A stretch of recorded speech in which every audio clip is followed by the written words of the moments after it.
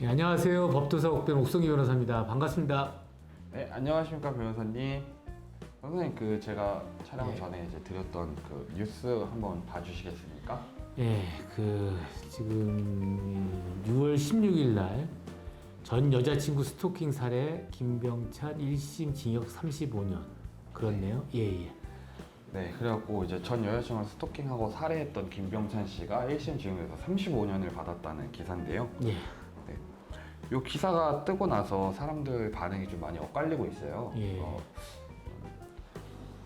형이 너무 낮은 거 아니냐, 계획적인 범죄인데 형이 낮은 게 아니냐, 아니면은 그 정도는 많이 받은 거 아니냐라는 좀 게 있는데, 좀 변호사님의 좀 개인적인 생각이 궁금해서 이렇게 여쭤보는데 어떻게 생각하시나요? 어쨌든 사건 경위를 보면은 이제 여자친구랑 이제 헤어진 다음에 계속 쫓아다니니까 접근 금지해가지고 한 상태에서 흉기 들고 와가지고 오피스텔에서 살해한 사건인데, 관련해서 이제 검찰에서는 어떻든가 제가 검사가 아니라서 좀 그 사건 기록을 좀 읽고 이해한 상황이 아니라서 그냥 단순히 기사만 가지고 어떤 뭐 코멘트를 하는 게 좀 그렇지만, 검찰은 무기징역과 20년 위치추적 전자장치 부착 명령을 한 반면에 법원은 무기징역이 아닌 징역 35년을 구형을 했는데,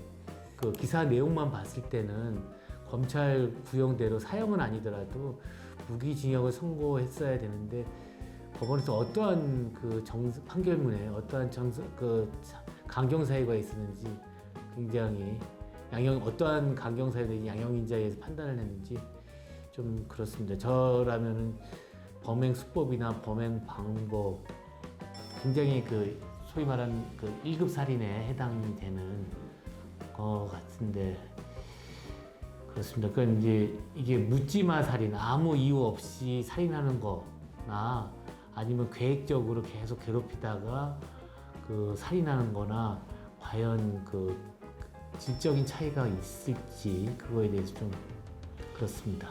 이런 사건 같은 경우는 좀 판결문을 좀 공개해도 되지 않나. 지금 이름까지 기사로 김병찬이라 특정을 해가지고 기사가 되는데, 이런 거는 도대체 좀 중요한 사회적 이목을 끄는 사건들은 한번 공개하는 것도 나쁘지 않을 것 같다는 생각이 듭니다.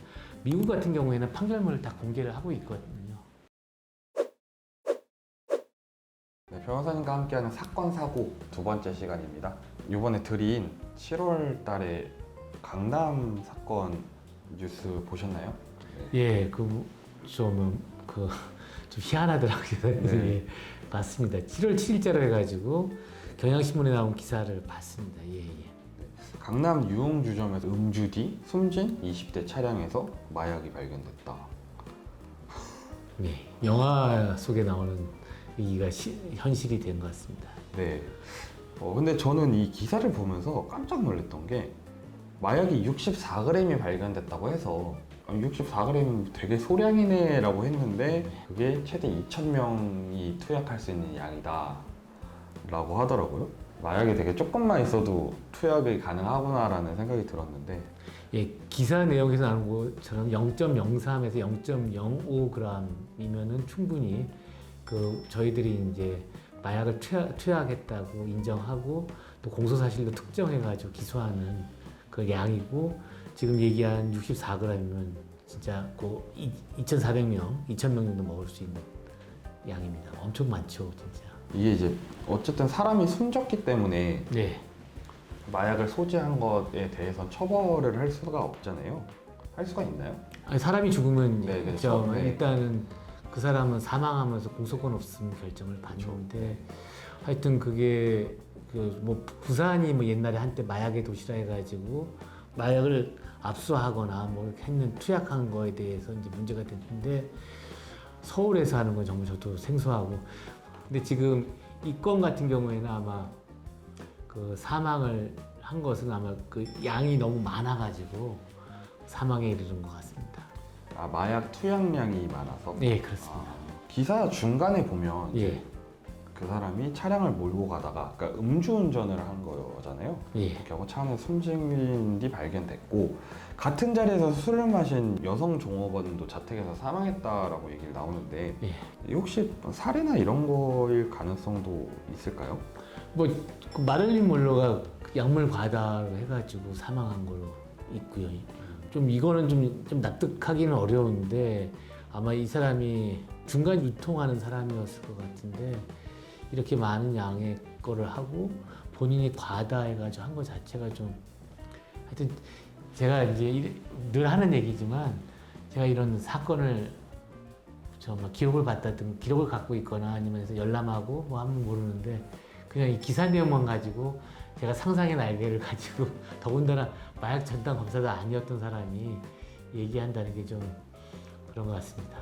네, 그렇죠. 저는 사실 이 기사를 보고 좀 무서웠던 게 지난번에 저희 마약 관련해서 촬영했을 때도 그렇고 생각보다 좀 마약이 접하기가 쉬워졌는 것 같더라고요.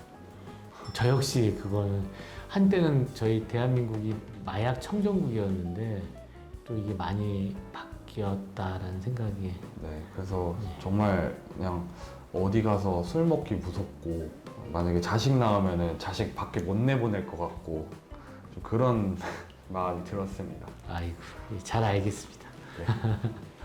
그래가지고 오늘도 그냥 사건 사고를 가지고 이제 변호사님의 생각을 좀 들어보는 시간을 가졌는데 만약에 이제 추가로 수사를 해서 사건 경위가 나온다고 하니 혹시라도 이제 사건 경위가 파악이 돼서 이 기사가 또 이루어진다면 다음에 또 한번 촬영하는 시간이 됐으면 좋을 것 같습니다. 지금 마약만 남고 사람은 다 사망한 상태인데 아마 이제 이 조직이 과연 이 마약 범죄는 이 조직 범죄거든요. 그래서 이거를 갖고 이런 걸 유통하는 사람이 어떻게 됐고 얘는 누구고 얘의 뭐 상선은 누구고 저 밑에 있는 애들은 뭔가 그런 거를 확인할 거고 64g이나 이런 게 있다면은 이게 어떻게 이런 것들을 아마 진짜 그 경찰에서 내지는 검찰에서 확인을 할 것 같습니다.